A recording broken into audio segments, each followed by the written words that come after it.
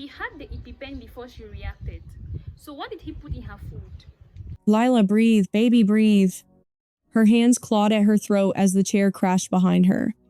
We were in our kitchen, just the three of us, when my 6-year-old suddenly couldn't get air, her lips already turning blue, her tiny body jerking as she tried to inhale. I lunged for the drawer where her EpiPen always is, always. But it was empty. Before we continue, please hit the like button, subscribe to the channel, and turn on the notification bell for updates. I turned, and my husband was standing there, holding it. Not rushing, not panicking. "Wait a minute," he said. I screamed at him now and tried to grab it, but he pulled it back just enough. Watching her like this was something to observe instead of stop.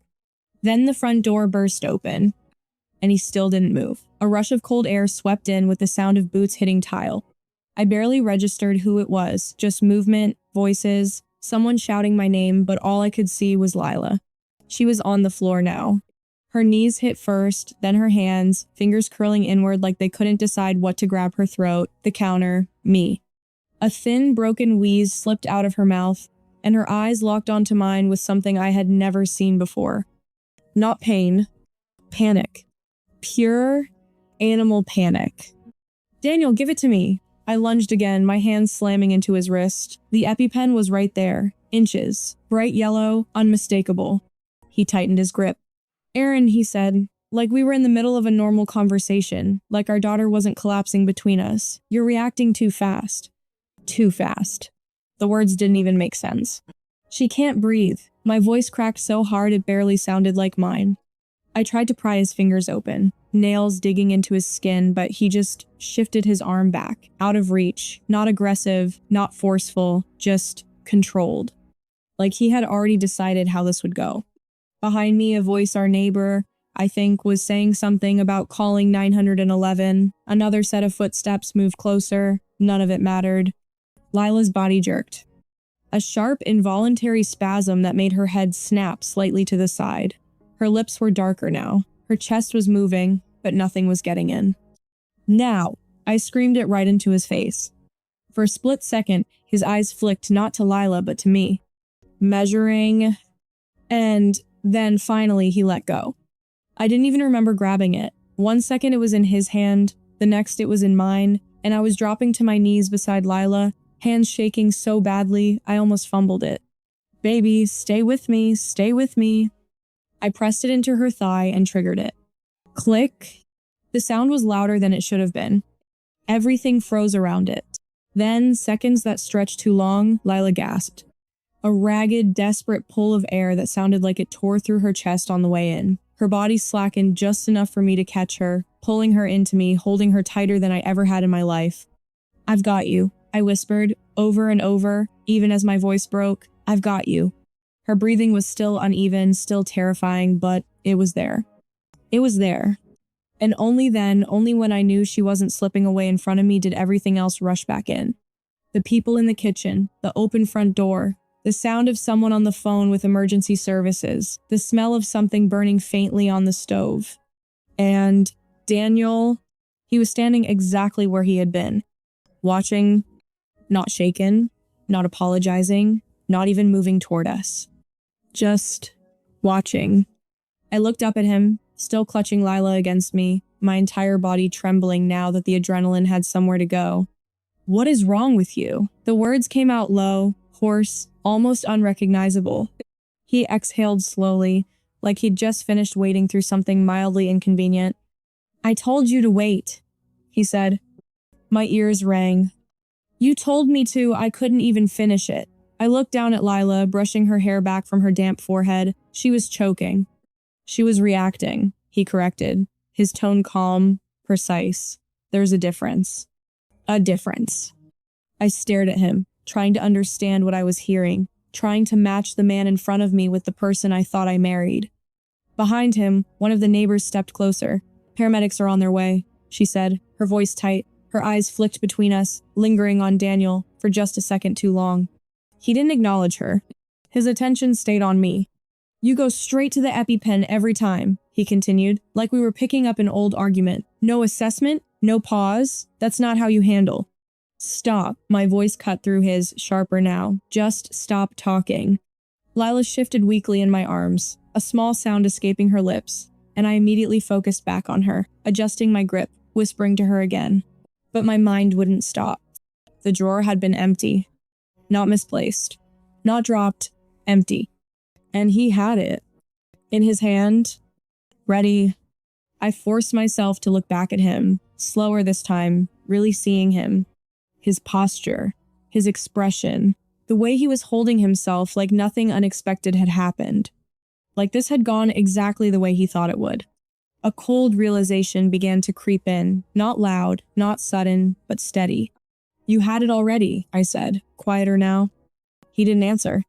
You weren't looking for it, I went on, my grip tightening around Lila without meaning to. You didn't go to the drawer, you were just holding it. Still nothing.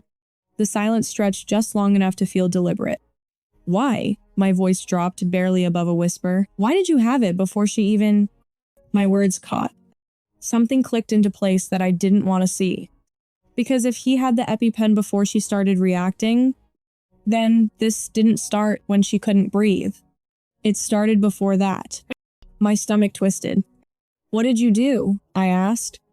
For the first time, something shifted in his expression. Not guilt, not panic. Something closer to irritation. Like I was asking the wrong question. Sirens wailed in the distance, growing louder, cutting through the heavy silence in the kitchen.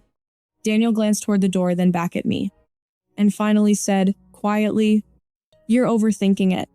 I looked down at Lila, then back at the empty drawer, then at the Epipen still clutched in my shaking hand. No, I wasn't overthinking. I was just starting to understand. And I realized, with a clarity that made my chest tighten all over again, I didn't know what he had done, but I knew it wasn't an accident. The sirens didn't feel real until they stopped right outside the house. Everything inside me was still locked on Lila. Her breathing, the way her fingers clutched weakly at my shirt, the faint wheeze that hadn't fully gone away. But when the paramedics rushed into the kitchen, their presence snapped the moment into something official, documented, observed. 6-year-old female anaphylaxis? One of them asked, already kneeling beside us. Yes, I said quickly. I administered the Epipen just now. She wasn't breathing. You did the right thing, he said, calm and efficient, already checking her pulse, her airway, her pupils. Behind him, another paramedic started unpacking equipment. Oxygen mask, monitor, movements precise, practiced. Controlled. Everything Daniel hadn't been. She almost didn't get it, I said, the words slipping out before I could stop them. There was a pause, small, but noticeable. The paramedic glanced up at me. What do you mean? I opened my mouth, but Daniel answered first. She panicked, he said evenly. It wasn't as severe as it looked at first. My head snapped toward him. That's not... We monitor before we intervene, he continued, speaking over me. His tone measured like he was explaining a process, not describing what had just happened to our daughter. Immediate injection isn't always necessary. The paramedic frowned slightly. Not agreement, just uncertainty. I felt it immediately. That shift? Control slipping. She couldn't breathe, I said, louder now. She was choking. And she's breathing now? Daniel replied. The room went quiet for a second. Not silent, but tense. Like everyone felt something wasn't lining up, even if they couldn't name it yet. The paramedic looked back at Lila, adjusting the oxygen mask gently over her face. We're going to take her in, he said. Standard protocol after an event like this. I nodded immediately. I'm coming. Of course. They lifted her onto the stretcher, and I followed so closely I almost tripped over the edge of it, my hand never leaving hers. Daniel didn't move right away. Sir, are you coming? The second paramedic asked him. He hesitated just a fraction too long. I'll follow, he said. Something about that landed wrong. I didn't have time to unpack it. Not yet. The ambulance ride was a blur of beeping monitors and clipped instructions. I sat beside Lila, one hand on her arm, the other gripping the edge of the seat so tightly my knuckles hurt. Every time her chest rose, I counted it. Every time there was a pause, my heart jumped into my throat. You did good, Mom, one of the paramedics said quietly. You acted fast. I swallowed hard. It didn't feel fast. Because it hadn't been... Not at first. At the hospital, everything sped up again. Doctors, nurses, questions, forms. How long was she in distress before the injection? Has she had reactions this severe before? Any known exposures today? I answered everything I could, my voice steadier now, because it had to be. Daniel arrived halfway through the intake. Calm, collected, like he just walked in from a normal afternoon. One of the doctors turned to him. "Sir, can you confirm what happened?" I felt it before he even spoke. That shift again. "Yes," he said. "She had a mild reaction that escalated." Aaron administered the Epipen quickly. Quickly. The word sat there. Wrong. I looked at him. He didn't look back. "She tends to react strongly," he added. "We're working on not overcorrecting." Overcorrecting. The doctor nodded slowly, but there was something cautious in his expression now. Given her presentation, he said carefully, "This doesn't appear to have been mild." No one said anything for a second. Not me. Not Daniel. But something had changed. It wasn't just my word against his anymore. Hours later, Lila was stable.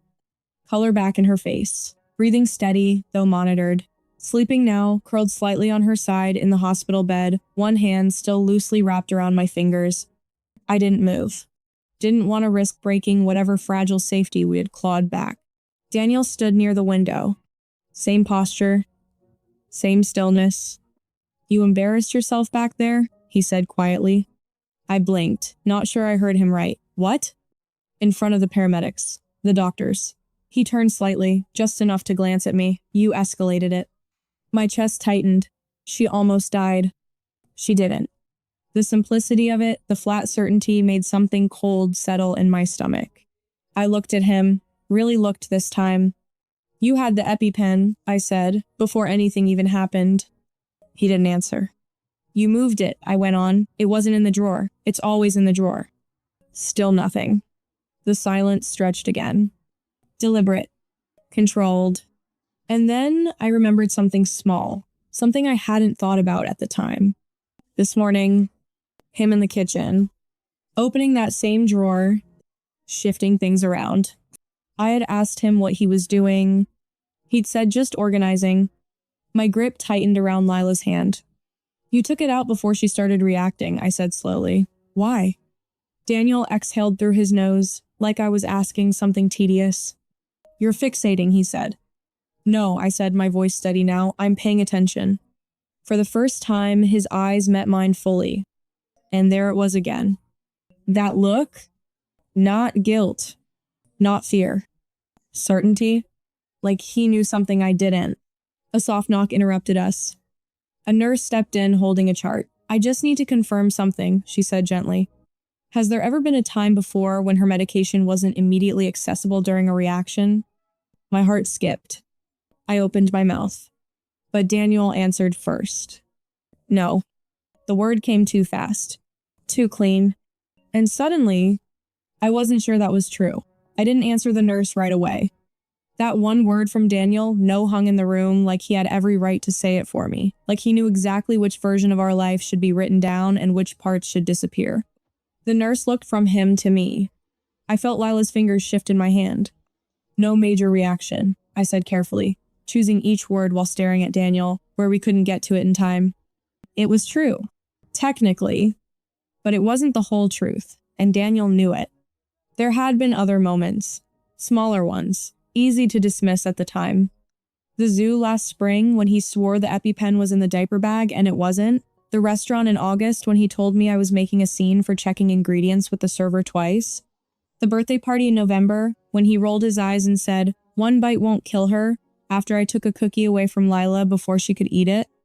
Each one had ended with him shrugging, me getting angry, and then me telling myself the same thing every time. He's careless. Not cruel. The nurse gave a small nod and wrote something down. "Thank you." When she left, the room went still again. Daniel folded his arms. "You really want to do this now?" I let out a short, disbelieving laugh. "Do what? Ask why you hid her medication while she was choking?" I didn't hide it. You were holding it. I moved it. The way he said it so neat, so reduced, made my skin prickle. "Why?" He looked toward the bed instead of at me. "Because you panic." My throat tightened. I panic when my daughter stops breathing. You react before you think. I stood up so fast the chair legs scraped against the floor. Thinking is not what you do while a 6-year-old turns blue. Lila stirred at the sound, and both of us looked at her instantly. The difference was in what happened next.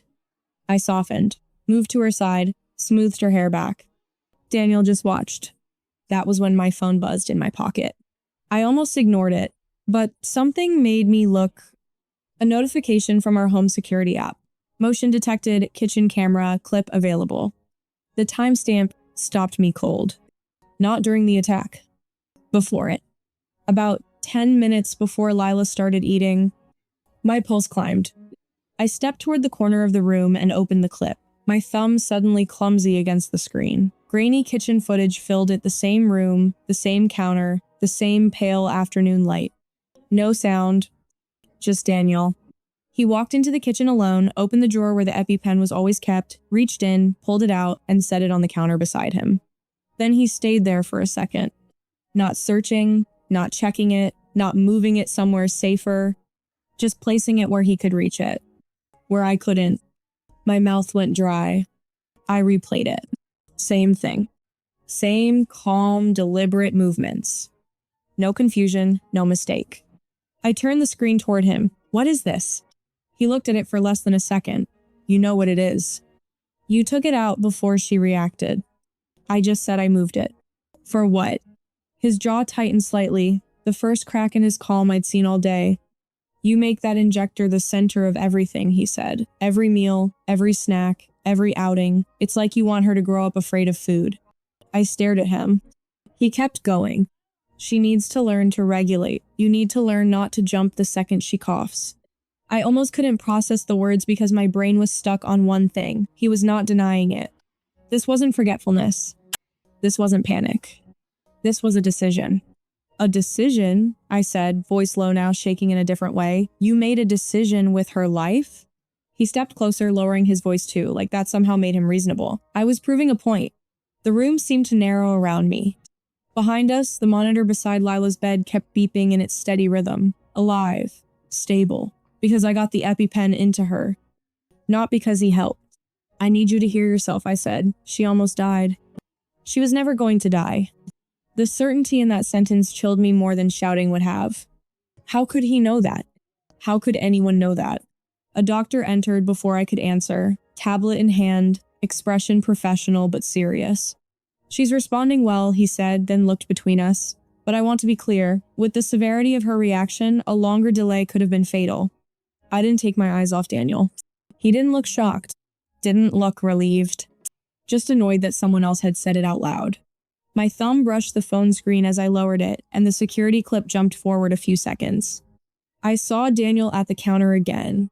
His hand moved across the frame. Not toward the drawer this time. Toward Lila's snack. I froze. He touched the plate before he carried it over to her.